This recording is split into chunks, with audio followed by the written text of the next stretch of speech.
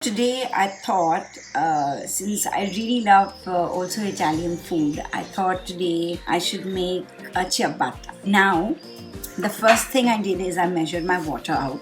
Into my water, I will be putting what I really truly love, which is my sourdough starter. So how do you make a sourdough starter? A sourdough starter is made over time with flour, water, air, and a lot of patience. Like, seriously, a lot of patience. So this sourdough starter is now about 3 years old. I started it in 2017 in March, and it's been 3 years. I actually did 4 different kinds of starters, and what stayed with me are just 2.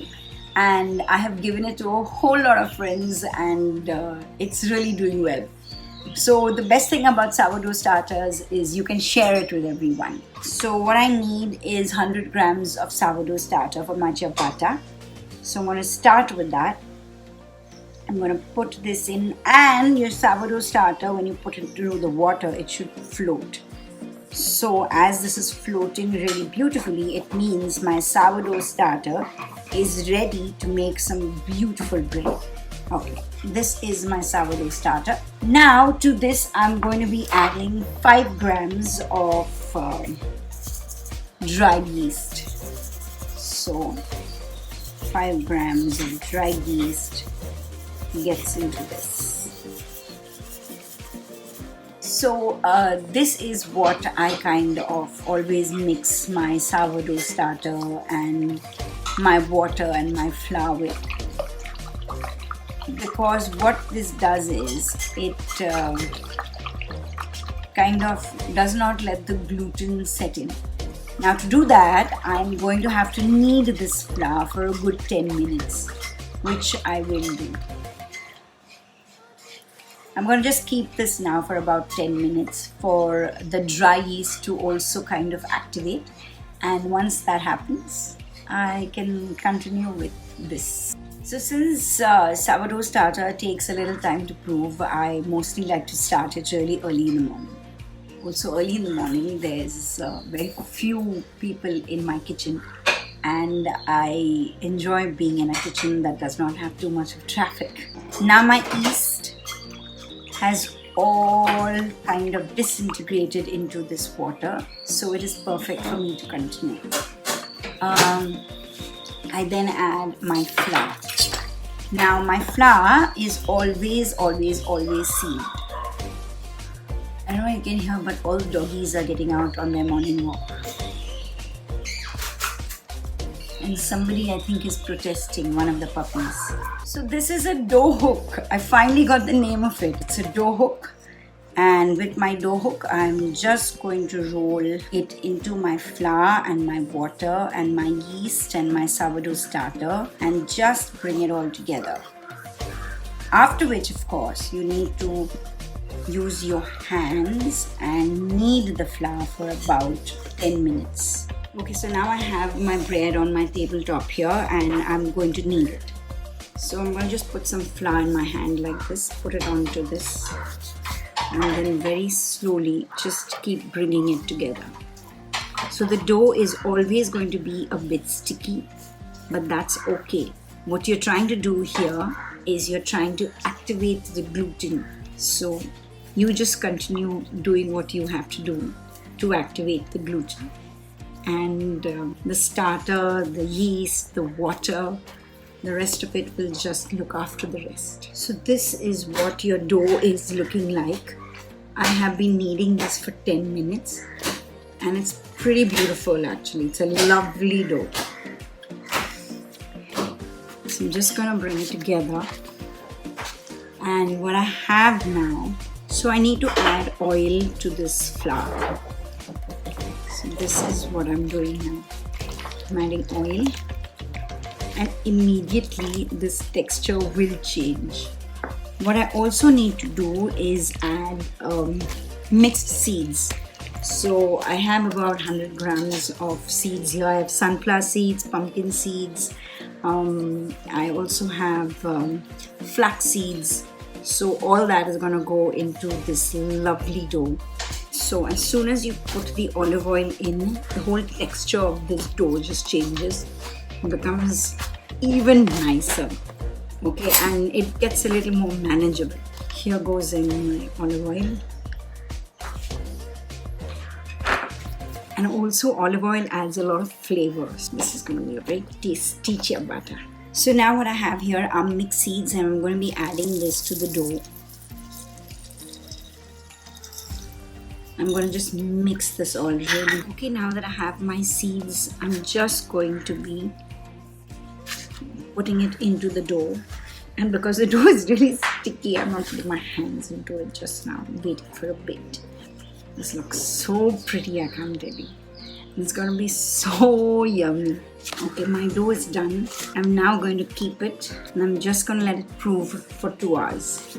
So I've just come back from a walk, and it's about an hour that this bread has been proving, and you need to fold it. So all you do is you kind of just turn it where it is. Don't do anything else. And now I'm going to cover this again and keep it for an hour. It's very simple. Yeah. Cover it with a cloth and we're good to go. So now I have to divide this dough into 4 equal parts, but I'm going to start off by smearing the cutter with a little oil, because that's the best way to stop the dough from sticking like it has stuck here to this cutter. I'm going to take this out. Did you see how easy that was? So just smear it with some oil and then just cut into it. Beautiful. Yep. Now some more oil, and I'm going to cut into it again.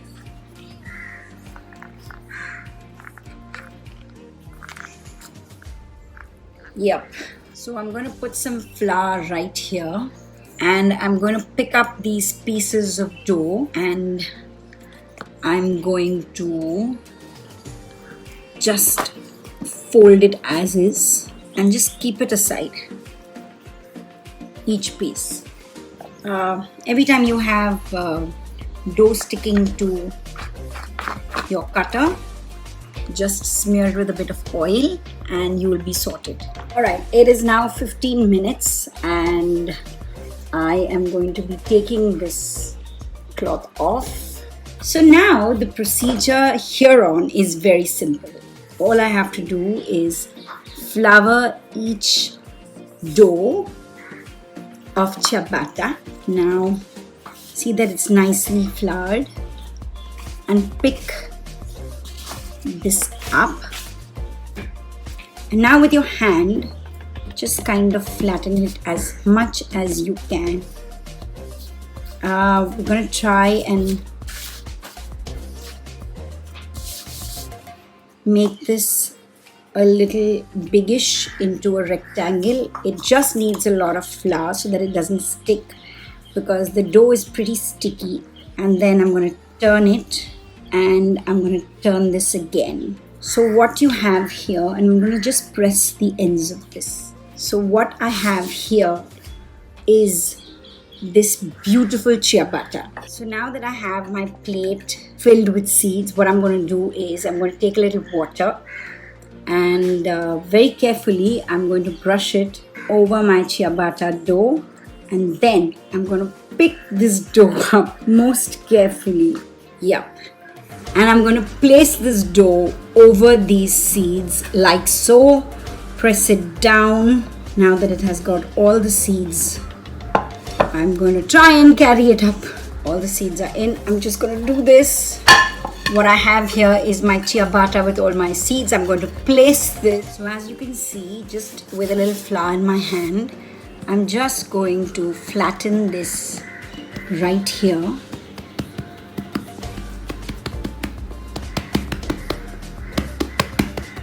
Whoa, it's very sticky dough.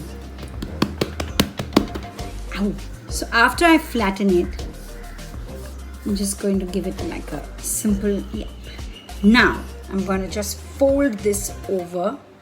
So I'm going to fold this here. I'm going to press this down. With my flour brush, I'm going to pull out all the rest of the flour because you don't want so much of raw flour inside your ciabatta. Now that you've pulled out this flour, you pick this end, you put it over it, pinch the sides like so. You have a beautiful ciabatta. Brush it again, take off all the extra dough. Keep your dough to the side because you're going to need it.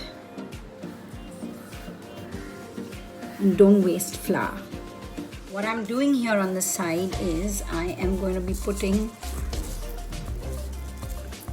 a few seeds of my choice. Okay, about approximately the size of the ciabatta. Yep. And now I'm going to carry this into my hand. Yep, it's about this much.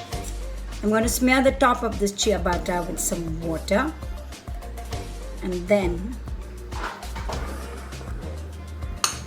I'm just going to put this over the seeds.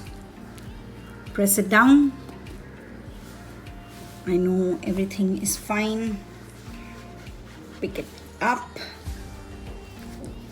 Here it is. See how pretty it is? Now, if you feel that you want to put a little more, you can just put it and just press it down like that. It's not a big deal, and I'm going to leave this on a baking tray to prove. So here it is. My ciabatta is now ready. Of course, they're all in different sizes. I think it's Mama Bear, Baby Bear, Grandfather Bear, Grandmother Bear. They're all different sizes. So I'm just going to cover this now so that no insects get to it. I'm going to cover this with a cloth and I'm going to leave this to prove for 1 hour.